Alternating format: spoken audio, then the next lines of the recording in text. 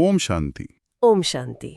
तो आज हमारे पास है 25 नवंबर 2025 की मुरली और इसका जो सेंट्रल थीम है वो है आत्मा को सतो प्रधान बनाना। जी, मतलब उसकी जो ओरिजिनल प्योर स्टेट है उसमें वापस लाना। हाँ बिल्कुल। तो आज की हमारी पड़ताल का मिशन एकदम साफ है। हमें ये समझना है कि आत्मा को शुद्ध करने का प्रैक्टिकल मतलब क्या है, माया की जो रुकावटें हैं उनसे कैसे पार पाना है, और नर से नारायण बनने का जो लक्ष्य है। हाँ, उस ऊंचे लक्ष्य तक कैसे पहुंचना है। मुरली की एक लाइन है जो पूरा स्टेज सेट कर देती है। कौन सी? मीठे बच्चे, आत्मा को सतो प्रधान बनाने का फुरना रखो, कोई भी खामी रह ना जाए, माया गफलत न करा दे। वाह! तो चलो इसी आइडिया को जरा अनपैक करते हैं। जरूर। मुरली का सबसे पहला और शायद सबसे जरूरी निर्देश है, अपने को आत्मा समझ, बाप को याद करो। जी, इसे ज्ञान मार्ग की बुनियाद कहा गया है। सुनने में ये बहुत सीधा लगता है, लेकिन असल में ये इतना आसान नहीं है ना? नहीं, बिल्कुल नहीं।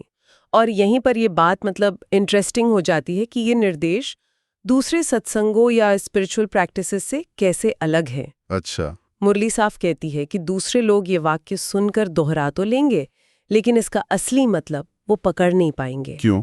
ऐसा क्यों? क्योंकि यहाँ बाप का मतलब किसी गुरु या देहधारी से नहीं है, बल्कि बेहद के बाप से है, सुप्रीम सोल से। सही बात है। और याद का मतलब सिर्फ किसी को मिस करना नहीं है, ये एक एक्टिव प्रोसेस है, एक योग है जिससे विकर्मों की मैल कटती है। बिल्कुल, ये सिर्फ शब्दों का खेल नहीं, बल्कि एक गहरा कनेक्शन बनाने की बात है। और आत्मा के बारे में जो बताया गया है वो तो मतलब दिमाग ही घुमा देता है। हाँ, वो रॉकेट वाली बात। हाँ, मुरली कहती है कि आत्मा एक छोटा सा नॉन फिजिकल रॉकेट है, सबसे तेज। और इस नन्ही सी चीज में 84 जन्मों का पूरा पार्ट रिकॉर्ड हुआ पड़ा है। ये कल्पना ही कितनी जबरदस्त है, एक पॉइंट ऑफ लाइट में इतनी विशाल मेमोरी और एनर्जी। सही कहा आपने, ये एक बहुत पावरफुल विजुअलाइजेशन है, और इसी समझ को प्रैक्टिकल लाइफ में लाने के लिए आत्मा अभिमानी होने की सलाह दी गई है। मतलब अपना काम धंधा करते हुए भी? जी, हर एक्शन के पीछे ये अवेयरनेस रखना कि मैं एक आत्मा हूँ, ये शरीर मेरा एक साधन है। लेकिन एक सवाल उठता है, अगर आत्मा इतना पावरफुल रॉकेट है तो फिर वो फंसी हुई क्यों है? ये रॉकेट ये उड़ क्यों नहीं पाता? बहुत अच्छा सवाल है, और यहीं पर माया का कॉन्सेप्ट आता है। अच्छा। मुरली के अनुसार देह अभिमान ही माया का सबसे बड़ा दरवाजा है। जैसे ही हम खुद को शरीर मानने लगते हैं, हमारे कर्म बंधन बन जाते हैं। बिल्कुल, और आत्मा अभिमानी होके किए गए कर्म विकर्मों का बोझ खत्म करते हैं।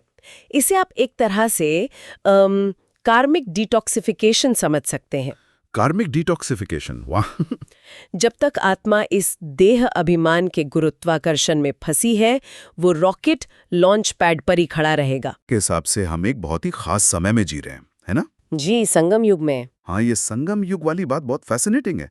जो श्रोता ये शब्द पहली बार सुन रहे हैं, उनके लिए क्या हम इसे थोड़ा और आसान बना सकते हैं? जरूर। संगम युग को आप एक ट्रांजिशन पीरियड की तरह समझ सकते हैं। ये वो समय है जब पुरानी दुनिया, जिसे कलयुग कहा गया है, वो खत्म हो रही है। और नई दुनिया यानी सतयुग शुरू होने वाली है। जी, ये एक छोटा सा लेकिन सबसे महत्वपूर्ण युग है, जहां भगवान खुद आके आत्माओं को वापस पावन बनने का ज्ञान देते हैं। अंधेरी रात के खत्म होने और सुबह होने के बीच का समय। बिल्कुल सही। मुरली में एक बहुत पावरफुल इमेज इस्तेमाल हुई है कि माया ने आत्मा के पंख तोड़ डाले हैं। जी, मतलब आत्मा जो असल में हल्की और पावन थी, वो अब विकर्मों के बोझ से तमो प्रधान यानी भारी हो गई है। सही है। और इसीलिए वो उड़कर अपने घर परम धाम वापस नहीं जा सकती। बिल्कुल। और ऐसी सिचुएशन से निकलकर नई दुनिया के मालिक बनने की पूरी प्रोसेस समझाई गई है। मुरली में लक्ष्मी नारायण का उदाहरण है, जो नई दुनिया के पहले प्रिंस और प्रिंसेस हैं। जी। और खास बात यह है कि ये स्टेटस किसी जंग या लड़ाई से नहीं मिलता, जैसा कि पौराणिक कथाओं में दिखाते हैं। तो फिर कैसे मिलता है? यहाँ कहा गया है कि ये पद इस ज्ञान की पढ़ाई से मिलता है। पढ़ाई से? हाँ, ये कोई शारीरिक लड़ाई नहीं है, बल्कि अपनी कमजोरियों और माया पर जीत पाने की एक इंटरनल, एक स्पिरिचुअल लड़ाई है। तो आप कह रही हैं कि शक्ति हथियारों में नहीं, ज्ञान में है। बिल्कुल। ये तो पूरा पर्सपेक्टिव ही बदल देता है। जी। यहीं पर शायद ज्ञान मार्ग और भक्ति मार्ग का फर्क भी साफ होता है। एकदम। इसे ऐसे समझ सकते हैं, भक्ति मार्ग एक बहुत लंबी घुमावदार सड़क की तरह है जी। जिस पर कई सारे रिचुअल्स हैं, व्रत, तीर्थ यात्राएं हैं। लेकिन मंजिल का साफ पता नहीं। जी। जबकि ज्ञान मार्ग एक जीपीएस की तरह है जो सीधा सबसे छोटा रास्ता बताता है, मन मना भव। यानी बस एक बाप पर अपना मन लगाओ। हाँ, मुरली कहती है ज्ञान का गुटका एक ही है, जबकि भक्ति एक अथाह सागर है। ज्ञान का एक पॉइंट आत्मा को तमो प्रधान से सतो प्रधान बना सकता है, क्या? जबकि भक्ति में अनेकों कर्मकांड करते हुए भी आत्मा की पावर धीरे धीरे कम होती जाती है। ठीक है, ये थ्योरेटिकल फ्रेमवर्क तो समझ में आ रहा है, लेकिन डे टू डे लाइफ में इसे प्रैक्टिस कैसे करें? मुरली में एक शब्द इस्तेमाल हुआ है, पोता मैल रखना। इसका क्या मतलब है? पोता मैल एक बहुत ही प्रैक्टिकल टूल है। ये व्यापारियों की भाषा से लिया गया शब्द है, जिसका मतलब है लेजर या बैलेंस शीट बनाना। बैलेंस शीट अपनी स्पिरिचुअल प्रोग्रेस की। यहाँ आत्मा को अपना हिसाब किताब रखने के लिए कहा गया है। रोज रात को सोने से पहले चेक करो, आज कितना समय बाप को याद किया, आज मुझसे कौन से आसुरी या गलत काम हुए, मैंने कितनों को ज्ञान देके उनकी सेवा की। ये सब। ये पोता मेल रखने की बात सुनने में तो अच्छी लगती है, लेकिन क्या ये प्रैक्टिकल है? आजकल की बिजी लाइफ में कौन रोज अपने कर्मों का हिसाब किताब रखेगा? ये एक बोझ जैसा नहीं बन जाएगा? गिल्ट फील नहीं होगा? ये बहुत वैलिड कंसर्न है।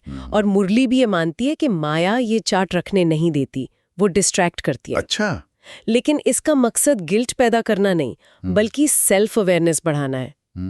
ये आज के सेल्फ ट्रैकिंग या जर्नलिंग के कॉन्सेप्ट से बहुत मिलता जुलता है। अच्छा, जैसे लोग अपनी फिटनेस या फाइनेंसेस ट्रैक करते हैं। बिल्कुल, यहाँ अपनी आत्मिक सेहत को ट्रैक करने की बात हो रही है। ये एक साइकोलॉजिकल टूल है जो हमें दिखाता है कि हमारी एनर्जी कहाँ लीक हो रही है। और जब 21 जन्मों की राजाई की कमाई का सवाल हो, तो थोड़ी मेहनत तो करनी पड़ेगी। सही बात है।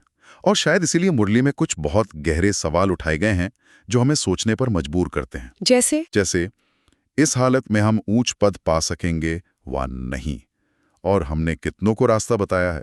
जी, ये सिर्फ सुनने के लिए नहीं, बल्कि खुद से पूछने के लिए है। बिल्कुल, ये सेल्फ ऑडिट के सवाल हैं।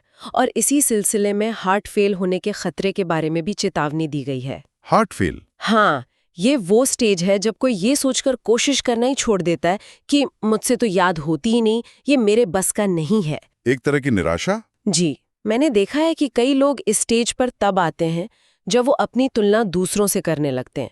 वो सोचते हैं, अरे वो तो 8 घंटे याद करते हैं, मैं तो 8 मिनट भी ठीक से नहीं कर पाता। यहीं पर शायद मियाँ मिट्ठू ना बनने की सलाह काम आती है। एग्जैक्टली। मियाँ मिट्ठू बनने का मतलब है या तो अपनी झूठी तारीफ में खो जाना, या फिर अपनी कमजोरियों के बहाने बनाकर असली मेहनत से बचना। दोनों ही पीजेस हैं, मतलब जाल हैं। जी बिल्कुल। और इसका इलाज एक ही है, अपना एम ऑब्जेक्ट यानी लक्ष्य हमेशा सामने रखना। मुरली कहती है कि लक्ष्मी नारायण का चित्र सामने रखो, ताकि याद रहे कि हमें पढ़कर ऐसा बनना है। हाँ, जब लक्ष्य साफ होगा तो पुरुषार्थ में ढील नहीं आएगी। ध्यान अपनी यात्रा पर रहेगा, दूसरों की नहीं। तो इस सारी चर्चा के बाद दिन भर के लिए प्रैक्टिकल टेकअवेज क्या हैं? मुरली के अंत में धारणा के लिए मुख्य सार दिया जाता है। जी हाँ, उसमें 2 मुख्य बातें हैं। पहली, अपना काम धंधा करते हुए भी आत्मा को पावन बनाने के लिए समय निकालकर याद की मेहनत करनी है। और कोई भी आसुरी काम यानी गुस्सा, लोभ, अहंकार, हाँ, इनसे बचना है।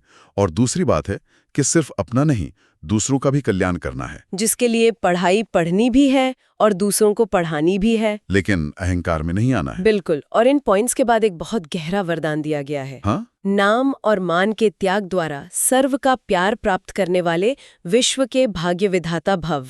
वाह, ये तो बहुत गहरा है। जी, इसका विश्लेषण करें तो ये एक यूनिवर्सल प्रिंसिपल की बात कर रहा है। जब हम शॉर्ट टर्म वैलिडेशन, मेरा नाम हो, मुझे रिस्पेक्ट मिले, इस इच्छा को छोड़ देते हैं, तो लॉन्ग टर्म रिस्पेक्ट और प्यार अपने आप मिलता है। बिल्कुल। ये एक भिखारीपन है जिसे छोड़ने की बात हो रही है। जो इस छोटी सी इच्छा का त्याग करता है वो विश्व का भाग्य विधाता बनता है।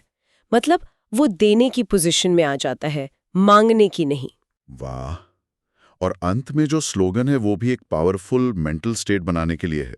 जी। परमात्मा बाप के बच्चे हो तो बुद्धि रूपी पांव सदा तख्तनशी हो। इसका मतलब ये हुआ कि अगर हम खुद को सुप्रीम अथॉरिटी की संतान समझते हैं तो हमारी बुद्धि हमेशा एक ऊंची स्टेबल स्टेज पर, एक सिंहासन पर टिकी रहनी चाहिए। वो दुनिया की छोटी मोटी बातों में, अपमान सम्मान में, हार जीत में उलझकर नीचे नहीं उतरनी चाहिए। एक रॉयल माइंडसेट रखना है। बिल्कुल। तो आज की इस पूरी बातचीत को अगर समेटे तो हमने आत्मा की असली पहचान को एक पावरफुल रॉकेट के रूप में समझा, जो फिलहाल माया के गुरुत्वाकर्षण में फंसा है। हाँ, और हमने बाप की याद को उस रॉकेट का फ्यूल समझा जो उसे पावन बनाकर उड़ने की शक्ति देता है। हमने ये भी देखा कि नई दुनिया में जाने का रास्ता लड़ाई से नहीं बल्कि इस आध्यात्मिक पढ़ाई से खुलता है। और सबसे जरूरी बात, पोतामैल यानी सेल्फ अवेयरनेस के जरिए लगातार अपनी प्रोग्रेस को ट्रैक करने की अहमियत को समझा। बिल्कुल। मुरली से मिला ये ज्ञान सिर्फ जानकारी का ढेर नहीं है, ये एक ट्रांसफॉर्मेशन का ब्लूप्रिंट है, एक नक्शा है जो हमें साधारण मनुष्य की चेतना से उठाकर देवता की चेतना तक ले जाने की क्षमता रखता है। ये हमें शरीर होने के भ्रम से निकालकर आत्मा होने की सच्चाई में स्थित करता है और हमें हमारे असली ऊंचे भाग्य की याद दिलाता है। और जाने से पहले श्रोताओं के लिए एक अंतिम विचार छोड़ते हैं जो मुरली के अव्यक्त इशारे पर आधारित है। जरूर। ये बहुत गहरा है। इसमें कहा गया है, कोई भी सेवा के प्लान बनाते हो, भले बनाओ लेकिन साक्षी बन सोचो। सोचा, प्लान बनाया और सेकंड में प्लान से न्यारे। मतलब कर्म करते हुए भी उससे डिटैच्ड रहना। हाँ, प्लान बनाओ, एक्शन लो, लेकिन उसके प्रोसेस या रिजल्ट में खुद को उलझाओ मत, एक ऑब्जर्वर की तरह देखो। ये कर्म योग का सार है। बिल्कुल। इसी विचार के साथ ओम शांति। ओम शांति।